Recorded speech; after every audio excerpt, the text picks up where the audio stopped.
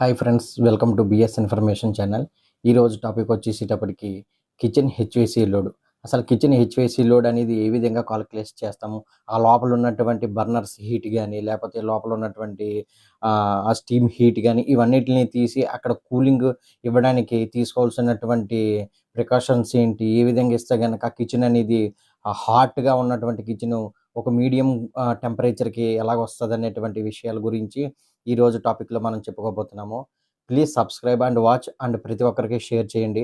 Technical information ఉంటే గనక మీ యొక్క ఎక్కడన్నా ఇంటర్వ్యూస్‌కి గానీ, లేపోతే ఏ కంపెనీలో కన్నా వెళ్తే గనక మీకొక ఐడియా అనేది ఏర్పడతది. ప్రతి ఒక్కరూ టెక్నికల్ ఇన్ఫర్మేషన్ తెలుసుకోవాలనేటువంటి ఉద్దేశంతోటే నేను ఈ యొక్క వీడియోస్ చేస్తున్నాను. చూడండి, టాపిక్‌లోకి వెళ్తే గనక హోటల్ కిచెన్ హెచ్వేసీ లోడ్. హష్రే అనేది హెచ్వేసీ స్టాండర్డ్స్‌కి సంబంధించినటువంటిది. ప్రమాణాల ఆధారంగా వాణిజ్య వంటగది శీతలీకరణ, వెలువడే గాలి మరియు మేకప్ ఎయిర్ లెక్కల పూర్తి టెక్నికల్ గైడ్. మేకప్ ఎయిర్ అంటే గనక fresh air. Kitchen load estimation అంటే ఏమిటి? అసలు కిచెన్‌లో లోడు ఎక్కడెక్కడి నుంచి హీట్ అనేది జనరేట్ అవుతది అనేటువంటి విషయాల గురించి మనం తెలుసుకుందాం. లెక్కించేది ఏమిటి? వంటగది లోపల ఉత్పత్తి అయ్యే మొత్తం వేడిని కొలవడం ద్వారా ఈ కింది వాటిని నిర్ణయిస్తాం. శీతలీకరణ అవసరం అంటే టీఆర్, అంటే మనం ఎంత కూలింగ్ అనేది ఇస్తున్నాం అనేది. వెలుపల పంపే గాలి పరిమాణం అదే సిఎఫ్ఎం. నెక్స్ట్ మేకప్ ఎయిర్ మరియు తాజా గాలి అవసరం అదే ఫ్రెష్ ఎయిర్ మాట. నెక్స్ట్ హెచ్వేసి పరికరాల సైజింగ్. ఇవన్నీ ఉంటే గనక ఆ రూమ్కి, ఆ కిచెన్లో ఉన్నటువంటిది ఏ విధంగా లెక్కించాలనేది చూడండి. గెస్ట్ రూమ్ కాకుండా కిచెన్ ఇంకా ఇండస్ట్రియల్ హీటు జోన్లా పనిచేస్తుంది. ఫ్లోర్ ఏరియా మాత్రమే సరిపోదు. హోటల్ రూమ్ అయితే గనక రూమ్ ఒకటే కాలిక్యులేట్ చేస్తాము. అక్కడ ఉన్నటువంటి హీట్ ఏమీ జనరేట్ అవ్వదు కాబట్టి. కాకపోతే కిచెన్లోకి వచ్చేసేటప్పటికి బర్నర్స్ ఇవన్నీ కూడా రన్ అవుతాయి కాబట్టి అందులో మనం ఆ యొక్క హీట్ని కూడా కాలిక్యులేట్ చేయాలి. ఏ విధంగా అనేది చూడండి. ఇంజనీరింగ్ లక్ష్యం. కిచెన్లో నిర్వహించాల్సిన పరిస్థితులు. ఫస్ట్ పాయింట్ ఉష్ణోగ్రత. అక్కడ ఉన్నటువంటి గదికి మనం ఇవ్వాల్సినటువంటి టెంపరేచరు 22-26 డిగ్రీల సెల్సియస్ మధ్యన నిర్వహించాలి, వంటగది సిబ్బంది సౌకర్యంగా పనిచేయడానికి. రెండోది సాక్షేప తేమ. ఇది హ్యూమిడిటీ 50-60 ఇవ్వాలి. ఆహార పరిశుభ్రత మరియు పొగ తొలగింపులకు అవసరం. మూడోది వచ్చేసేటప్పటికి వాయుపీడనం. స్వల్ప నెగిటివ్ ప్రెషర్, పొగ, గ్రీస్ వేపర్స్ వంటగది నుండి బయటికి వెళ్ళేలా చేయటానికి ఇది. నెక్స్ట్ అగ్ని భద్రత. సరైన వెంటిలేషన్ అగ్ని ప్రమాదాన్ని తొలగిస్తుంది మరియు హుడ్ సిస్టమ్ సక్రమంగా పనిచేసేలాగా ఉంచుతుంది. ఒక కిచెన్లో ఉన్నటువంటి లోడ్ని ఏ విధంగా కాలిక్యులేట్ చేయాలి, అక్కడ ఉన్నటువంటి లోడు ఈ ఒక్కొక్క లోడు ఎంత తీసుకుంటుంది అనేటువంటి దాన్ని బట్టే ఆ కిచెన్ యొక్క హీట్ ఎంత జనరేట్ అవుతుంది, దానికి ఎంత డిజైన్ కావాలి అనేటువంటి వివరణ అనేది వస్తుంది. హీట్ లోడ్ మూలాలు, వేడి ఎక్కడి నుండి వస్తుంది అనేటువంటి వివరణ అన్నమాట. ఫస్ట్ వన్ చూడండి, వంటగది పరికరాల load. Burner 10-25 kilowatt heat generate అవుతుంది అన్నమాట అక్కడ. Ovens 8-20 kilowatt. Fryers 12-18 kilowatt. Grills 10-30 kilowatt heat generate అవుతుంది అన్నమాట అక్కడ. నెక్స్ట్ వచ్చేసి ఆక్యుపెన్సీ లోడ్. ప్రతి చెఫ్ అంటే ఇది సెన్సిబుల్ అనేది, లేటిన్ అనేది 2 హీట్స్ వస్తాయి ప్రతి హ్యూమన్ నుంచి కూడా, ప్రతి పర్సన్ నుంచి.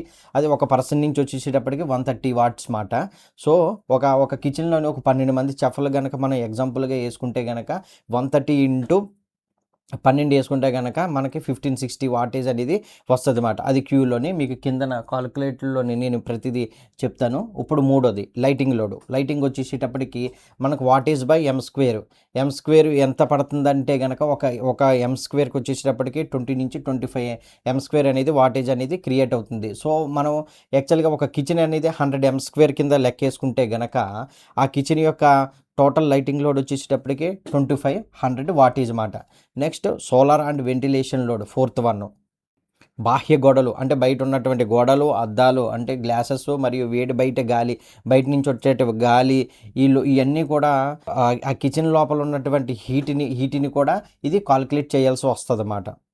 చూడండి, ఈ ఫార్ములా ఉపయోగించాలన్నమాట. ఎందు గురించి అంటే సెన్సిబుల్ అంటే ఏంటి, లేటెన్ లోడ్ అంటే ఈ 2 లోడ్లు చాలా ఇంపార్టెంట్ హెచ్వేసీలోనే. సెన్సిబుల్ లోడ్ అంటే కనుక డ్రై బల్బ్ టెంపరేచర్ని పెంచుతుంది. మూలాలు చూడండి ఎక్కడి నుంచి వస్తుంది అంటే కనుక బర్నరు, రేడియేషన్స్ మరియు వేడి మెటల్స్, ఉపరితలాలు, లైట్లు, గోడలు ఇవన్నీ కూడా సెన్సిబుల్ అయ్యేటువంటి లోడ్.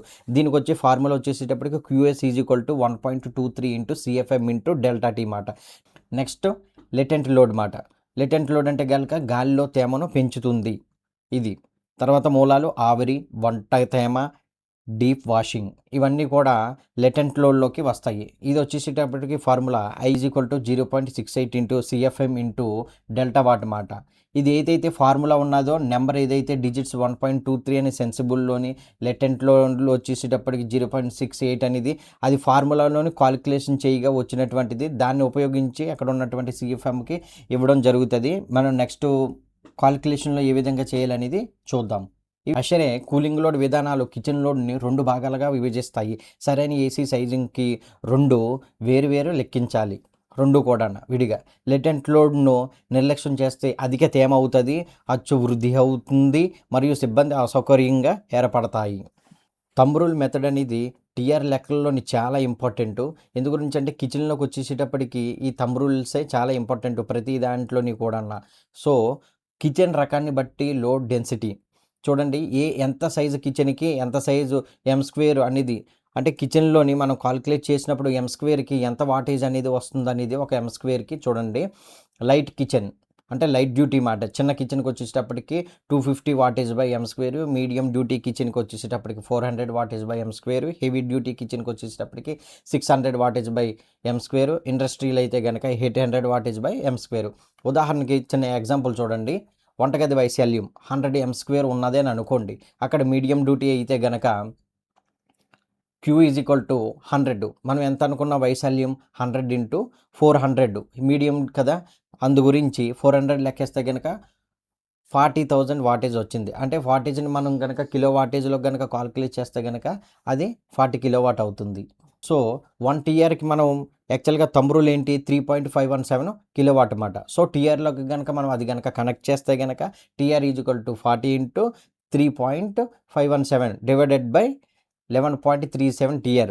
అంటే ఒక 100 M² ఉన్నటువంటి వంటగదికి అక్కడ మనం గనక ఈ యొక్క థంబ్ రూల్ అనేది యూజ్ చేస్తే గనక మనకి అక్కడ ఉన్నటువంటి TR అనేది వస్తుంది. కానీ ప్రతి దాంట్లోని కూడా మనం డిమాండ్ ఫ్యాక్టర్ అనేది యూజ్ చేయాలి కొంచెం సేఫ్టీగాన. సో సేఫ్టీ ఫ్యాక్టర్స్ ప్రకారంగా 10 to 15% జోడించాలి. చివరి ఎంపిక 13 అనేది ఫైనల్గా వస్తుంది అన్నమాట 100 M² అనేటువంటి కిచెన్కి. కాకపోతే అక్కడ ఉన్నటువంటి కిచెన్లోని ఎటువంటి ఎక్విప్మెంట్ యూజ్ చేస్తున్నారనేది అది కూడా డిపెండ్ అయి ఉంటుంది. అక్కడ హెవీగా బర్నర్స్, హెవీగా స్టీమ్ జనరేట్ అయ్యేటువంటి లేకపోతే ఓవెన్స్ ఇవన్నీ, తర్వాత గ్రిల్స్ ఇవన్నీ కూడా యూజ్ చేస్తే కనుక అక్కడ హెవీ డ్యూటీని బట్టి మనం లోడ్ డెన్సిటీని ఈ థంబ్ రూల్స్ అనేది యూజ్ చేయాలి. Exhaust hood, air flow and makeup air లెక్క. ఇందులోని హుడ్ సిఎఫ్ఎం ఎంత కావాలి, నెక్స్ట్ మేకప్ ఎయిర్ ఎంత కావాలి, నెక్స్ట్ ట్రాన్స్ఫర్ ఎయిర్ ఎంత కావాలి అనేటువంటి విషయాలు తెలుసుకోవాలంటే కనుక హుడ్ ఎయిర్ ఫ్లో లెక్క పొడవు ఇంటూ వెడల్పు ఇంటూ క్యాప్చర్ వేగం మాట. అంటే వెళ్తున్నటువంటి ఎయిర్. ఆపై మేకప్ ఎయిర్ 80 నుంచి 90% ఎగ్జస్ట్ మాట. అంటే ఇప్పుడు కూడా ఎగ్జస్ట్ 100% ఉంటే కనుక అందులోని మేకప్ ఎయిర్ అని అంటే కనుక ఫ్రెష్ ఎయిర్ మాట. ఫ్రెష్ ఎయిర్ 80 నుంచి 90%. ఒకవేళ ఎగ్జాంపుల్గాన ఒక 100 ఎగ్జస్ట్ ఉన్నదనుకోండి, అందులోని 80 అనేది ఫ్రెష్ ఎయిర్ ఇవ్వాలన్నమాట. చూడండి ఉదాహరణలోనికి hood 100 feet into 4 feet hood size ఉంటే కనుక వేగం 90 feet PM అంటే కనుక FPM అంటే కనుక feet per minute. So CFM వచ్చేసేటప్పటికి 10 into 4 into 90 = 3600 సిఎఫ్ఎం అన్నమాట. ఇందులోని మేకప్ ఎయిర్ వచ్చేసేటప్పటికి 0.85 ఇది ఫ్యాక్టరీ యూజ్ చేస్తే కనుక ఇంటూ 3600 చేస్తే కనుక 3060 CF అనేది వస్తుంది అన్నమాట. ఇది ఫ్రెష్ ఎయిర్కి వచ్చేటప్పటికి. మేకప్ ఎయిర్ లేకపోతే తలుపు సెక్షన్స్, హుడ్ వైఫల్యం, పొగ తగ్గని క్యాప్చర్స్, కిచెన్ టెంపరేచర్స్ పెరుగుతాయి అన్నమాట ఎప్పుడు కూడా ఫ్రెష్ ఎయిర్ అనేది ఇవ్వకపోతే గనక. చూడండి ఈ టాపిక్లో ఇది చాలా ఇంపార్టెంట్ అయినటువంటి point. Outdoor air cooling load అతిపెద్ద లోడ్ కంట్రిబ్యూటర్ అన్నమాట.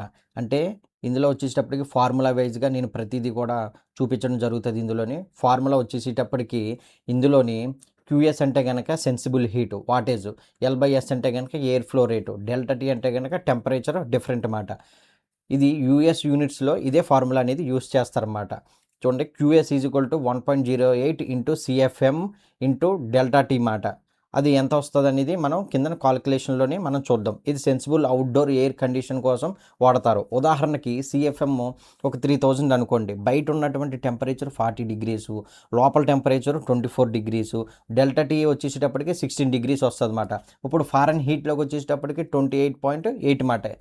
So so Q is equal to 1.08 into 3000 into 28.8 is equal to మనకి బీటీయూ ఎంత వచ్చింది, 93,312 అనే బీటీయూ అనేది వచ్చింది. సో ఇది టీఆర్లోకి కనుక మనం కాలిక్యులేట్ చేస్తే కనుక 93,312 డివైడెడ్ బై 1 టీఆర్కి మనం 12,000 అని చెప్పుకున్నాం కదా.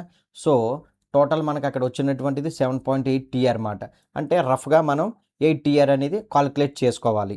ముఖ్యమైన అంశం, బయట వేడిగాలి మాత్రమే 8 టీఆర్ లోడు జోడిస్తుంది. ఇది మొత్తం లోడ్లో సుమారు 38% ఇక్కడే కన్జంప్షన్ అవుతుందన్నమాట కాలిక్యులేషన్ ప్రకారంగా తీసుకుంటే గనక.